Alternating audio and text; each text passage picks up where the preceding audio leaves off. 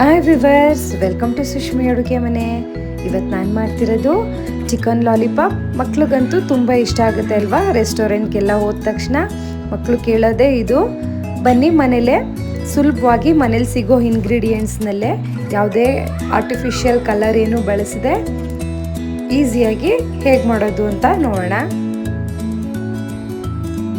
ಮೊದಲು ಒಂದು mixing bowl ತೊಗೊಂಡಿದ್ದೀನಿ. ಅದಕ್ಕೆ ಚೆನ್ನಾಗಿ ತೊಳೆದಿಟ್ಕೊಂಡಿರೋ ಚಿಕನ್ ಲಾಲಿಪಾಪ್ಸ್ ತೊಗೊಂಡಿದ್ದೀನಿ.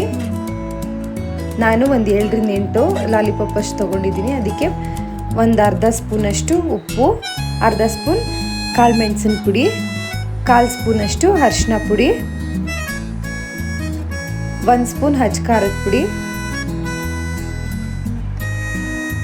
ಅರ್ಧ ಸ್ಪೂನಷ್ಟು ಧನಿಯಾ ಪುಡಿ, ಅರ್ಧ ಸ್ಪೂನ್ ಗರಂ ಮಸಾಲ,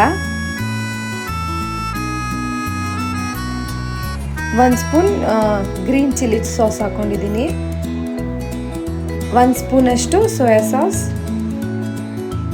ಮತ್ತು 1 ಸ್ಪೂನಷ್ಟು ಟೊಮೆಟೊ ಕೆಚಪ್ಪು, ಸ್ವಲ್ಪ ಸಣ್ಣ ಸಣ್ಣದಾಗಿ ಕಟ್ ಮಾಡಿರೋ ಕೊತ್ತಂಬರಿ ಸೊಪ್ಪು, 1 ಸ್ಪೂನಷ್ಟು ಶುಂಠಿ ಬೆಳ್ಳುಳ್ಳಿ ಪೇಸ್ಟು, ಮೊಟ್ಟೆದು ಬಿಳಿ ಭಾಗ ಮಾತ್ರ ತೊಗೊಂಡಿದ್ದೀನಿ.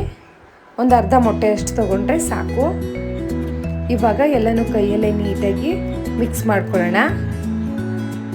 ಮತ್ತು 1 ಸ್ಪೂನಷ್ಟು ವಿನೆಗರ್ನು ಹಾಕ್ಕೊಂಡು ನೀಟಾಗಿ ಚೆನ್ನಾಗಿ ಮಿಕ್ಸ್ ಮಾಡ್ಕೋಬೇಕು.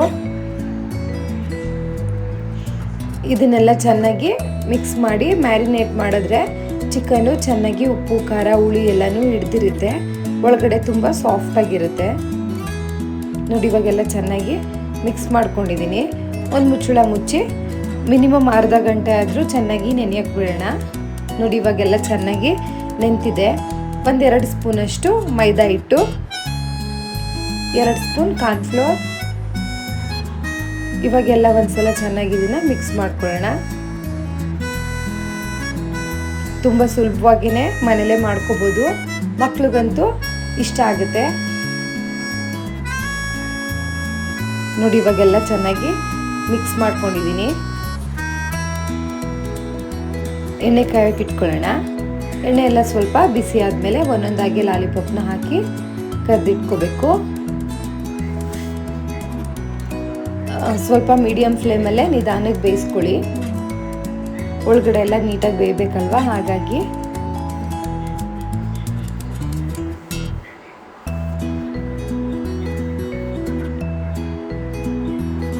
ಒಂದೆರಡು ನಿಮಿಷ ಸ್ವಲ್ಪ ಚೆನ್ನಾಗಿ ಬೆಂದ ಮೇಲೆ ಆಮೇಲೆ ಇದನ್ನು ತಿರುಗಿಸ್ಕೊಂಡು ಬೇಯಿಸ್ಕೊಳ್ಳೋಣ ನಿಧಾನಕ್ಕೆ.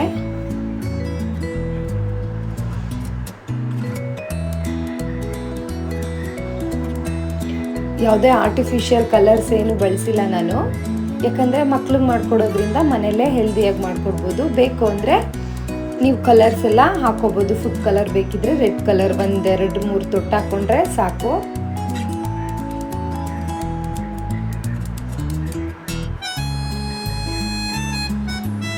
ನಿಧಾನಕ್ಕೆ ಅವಾಗವಾಗ ತಿರುಗಿಸ್ಕೊಂಡು ನೀಟಾಗಿ ಚೆನ್ನಾಗಿ ಕ್ರಿಸ್ಪಿ ಆಗೋ ಥರ ಬೇಯಿಸ್ಕೊಳ್ಳೋಣ.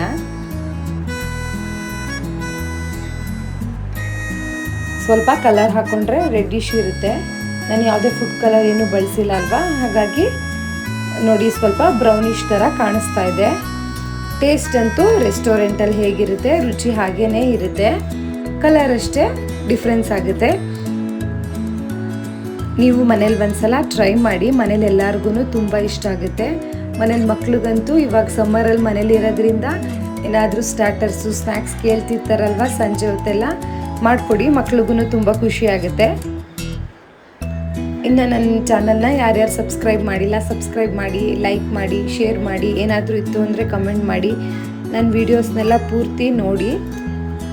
ನಾನು ಹಾಕೋ ರೆಸಿಪೀಸ್ನ ನೀವು ಒಂದ್ಸಲ ಮನೇಲಿ ಟ್ರೈ ಮಾಡಿ. Thank you.